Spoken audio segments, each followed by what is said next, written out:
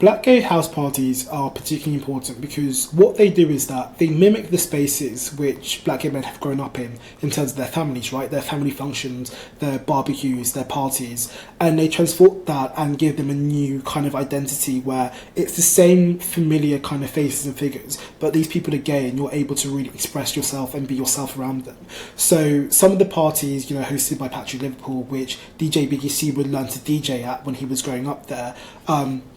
they would have beauty pageants, they would have, kids coming from all over the country to be there. People were able to, have sex for the first time in those spaces. There was just this kind of like introduction to society. And what that meant was that, the start of a kind of black gay party scene meant that there was now this demand for nightlife and to be able to start, clubs, and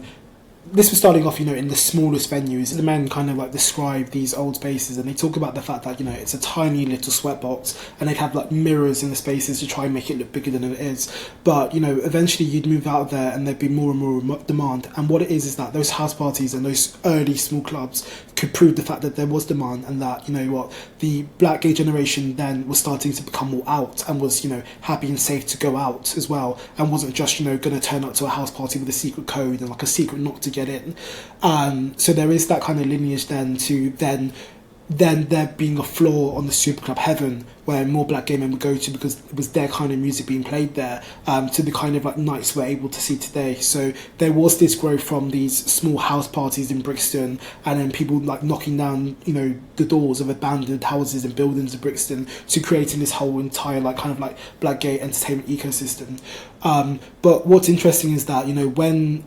these nights tried to really scale themselves, there were still those issues of access. So with the Black Gay House Party, as long as you own a house, you can throw a house party, but it's a bit different if you're trying to, take on over a West End club for a night or something like that. And for that reason, sometimes, you'd have white promoters or you'd have white owners who are putting on this night and contracting black gay men to, DJ or get the audiences in, but the profits end up lining their pockets because there are, these discriminations in the West End, or because, someone might not want to